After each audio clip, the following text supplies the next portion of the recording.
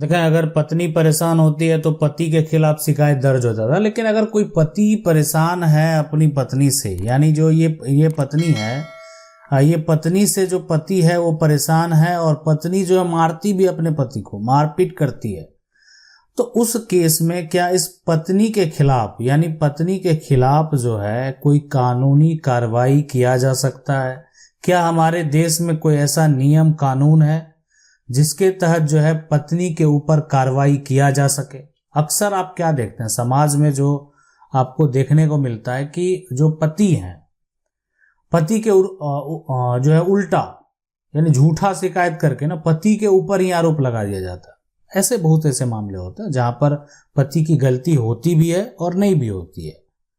तो बहुत जगह क्या होता है कि अगर नहीं भी होती है तो शिकायत कर दिया, पत्नी के द्वारा अगर शिकायत किया गया, महिला के द्वारा शिकायत किया गया तो लगता है कि नहीं, सही महिला के साथ जो है एक तरह से मानसिक या और शारीरिक रूप से जो प्रताड़ित है महिला को किया जा रहा है। लेकिन ऐसा अगर नहीं है, महिला के द्वारा ही इस व्यक्ति को जो है मानसिक और जो है एक तरह से शारीरिक रूप से अगर प्रताड़ित इस व्यक्ति को किया जा रहा है तो क्या होगा? कोई नियम है, कानून है। पत्नी अगर पति के साथ मारपीट भी करे तो किस कानून के अंदर आएगा? तो चलिए इसको समझते हैं। देखें, अगर जो पत्नी है अपने पति को मानसिक या शारीरिक रूप से प्रताड़ित करती है या झूठे मुकदमे में जो है फंसाने का धमकी देती है, मतलब प्रताड़ित करती है, या ये भी हो सकता है कि झूठा मुकदमा जो है में फंसाने का एक धमकी भी अगर दिया जा रहा है, तो उस केस में 154 के तहत जो है FIR दर्ज किया जाता है। अक्सर आप क्या देखते हैं कि पत्नी जो है 498A के तहत जो है दहेज प्रताड़ना का झूठा मामला जो है ना वो लगा देती है, और यहाँ पर फिर जो है उसके बाद ये तो झूठा आरोप लगा दी, फिर धमकी देने लगती है कि हम आत्महत्या कर लेंगे। अब ये भी है, आदमी डर जाता है कि अब तो अगर ऐसा होगा तो मेरे ऊपर ऑलरेडी केस चल रहा है, और अगर महिला के द्वारा आत्महत्या कर लिया गया तो हम बुरी तरीके से फंस जाएंगे। मतलब आप समझ लें कि एक पति का जिंदगी बर्बाद हो जाएगा। अगर एक महिला जो है, अगर एक तो पहले झूठा केस जो भी है, झूठा ही हो या दहेज का केस अगर किया गया, और साथ में अगर महिला के द्वारा महिला अगर आत्महत्या कर लेती है तो फिर जो पति है वो बुरी तरीके से फंस जाएगा।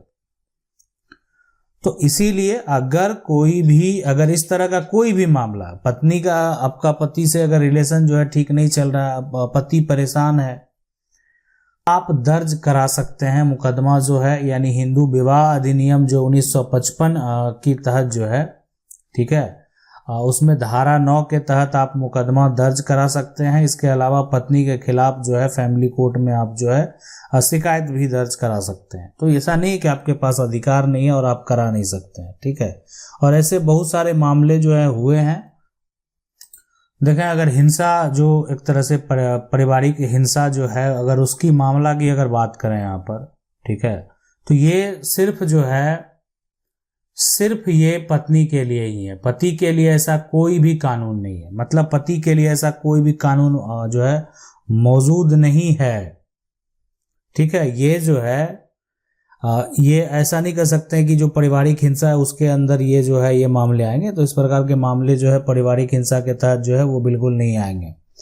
अगर देखिए, हमारे कानून में दोनों, अगर मान लेते हैं कि पत्नी जो है एक तरह से पति के साथ अगर मारपीट करती है, या पति जो है अपनी पत्नी के साथ जो है मारपीट करता है, तो दोनों अपराध है। लेकिन अक्सर देखा गया है कि अगर पत्नी के द्वारा जो है पति के साथ मारपीट किया जा रहा है तो पति जो है उसकी शिकायत ही नहीं करते। अगर कोई शिकायत पति के द्वारा, बहुत ऐसे पति है ना, वो शिकायत दर्ज ही नहीं करते, ठीक है। अगर पत्नियों का अत्याचार है तो वो पत्नी के खिलाफ शिकायत दर्ज नहीं करते। लेकिन अगर पत्नी पर अत्याचार होता है तो पत्नी के द्वारा शिकायत, बहुत ऐसी पत्नियां भी है जो कि शिकायत दर्ज नहीं भी करती है, और बहुत ऐसे पत्नी हैं जो कि शिकायत दर्ज भी करते हैं। दोनों केस में यहाँ पर ऐसा नहीं है कि सिर्फ पत्नी शिकायत दर्ज करती है, पति शिकायत दर्ज नहीं करते। दोनों, बहुत ऐसे मामले होते हैं जो मामले दबे रह जाते हैं, ठीक है। लेकिन अगर इस तरह का मामला सामने चल के आता है तो करना क्या चाहिए? सबसे पहला काम है सबूत जो है वो आपके पास होना चाहिए। अगर आपके घर में मान लेते हैं आप सीसीटीवी है, तो सीसीटीवी में अगर कोई भी इस तरह का जो हरकत है वो कैद हो गया है तो आप उसको सबूत के तौर पे पेश कर सकते हैं, या कहीं भी आप उसको किसी तरह का जो है आपको प्रताड़ित अगर किया जा रहा है तो आप उसका जो है एक तरह से वीडियो हो, है ना, या ऑडियो हो, दोनों जो फॉर्मेट है आप उसको रिकॉर्ड कर सकते हैं और उसको सबूत के तौर पे जो है पेश कर सकते हैं कि आगे आपको समस्या उत्पन्न ना हो। इसलिए कि अभी आपके पास मोबाइल है, अगर कभी भी ऐसा होता है तो आप चाहेंगे तो उसको रिकॉर्ड कर सकते हैं, या आप कहीं पे मोबाइल रख के उसको रिकॉर्ड कर सकते हैं ताकि आप सबूत तौर पे जो है उसको पेश कर सकें। इसलिए कि मान लेते हैं कि अगर पत्नी के द्वारा आप पर झूठा शिकायत कर दिया गया, ठीक है, दहेज का मामला 498A का मामला जो आप पर लगा दिया गया, दहेज जबकि पत्नी के द्वारा ही जो है पति को प्रताड़ित किया जा रहा है, तो उस केस में अब पति क्या करेगा? पति को जो है पुलिस के द्वारा कार्रवाई किया जाएगा, साथ साथ पति के साथ साथ जो पति के माता पिता हैं, भाई बहन हैं, वो भी परेशान होंगे। तो इसीलिए अगर आपकी जो पत्नी है, अगर आपकी पत्नी आपको मानसिक रूप या शारीरिक रूप से प्रताड़ित करती है तो आप उसके खिलाफ सबूत जरूर इकट्ठा कर लें। वही सबूत आपको बचा सकता है। नहीं तो पत्नी जाएगी, पत्नी आपके ऊपर आरोप लगाएगी, जो है उसके बाद आप ही के ऊपर उल्टा जो है व्यक्ति जो प्रताड़ित है, जो मानसिक रूप से पहले से प्रताड़ित है, शारीरिक रूप से पहले से प्रताड़ित है, उसी के ऊपर एक्शन लिया जाए। तो इसीलिए जो ये समस्या है, इस समस्या का जो है हल अगर आप निकालना चाहते हैं, सॉल्यूशन निकालना चाहते हैं, देखें, एक तो कोर्ट में जब भी मामले जाके विवाद जब भी कोर्ट में जाते हैं तो कोर्ट का पहला प्रयास यही होता है कि जो पति पत्नी है उसके बीच में तलाक ना हो, ठीक है।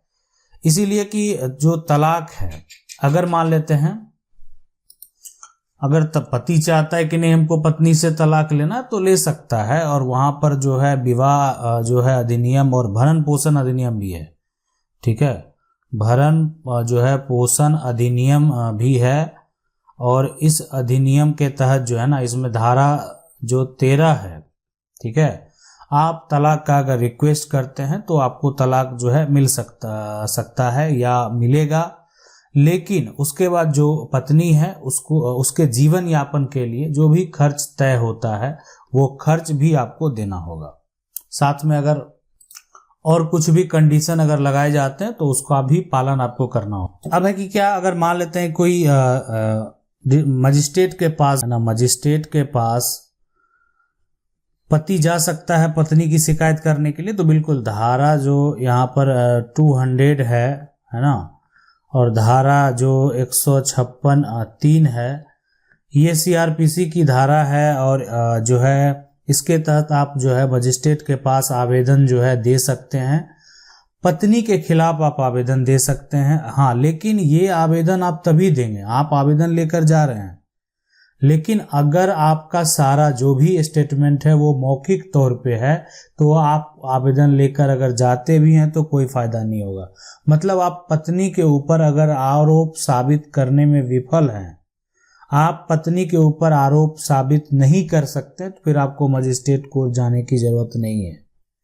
यानी आपको एक सबूत पेश करना होगा, सबूत ये दिखाना होगा कि आप जो है अपनी पत्नी से परेशान हैं, तंग हैं, आप पत्नी से अलग होना चाहते हैं, पत्नी के साथ नहीं रहना चाहते हैं, या जो भी कंडीशन है वो नहीं रहने या रहना वो बात की बात है।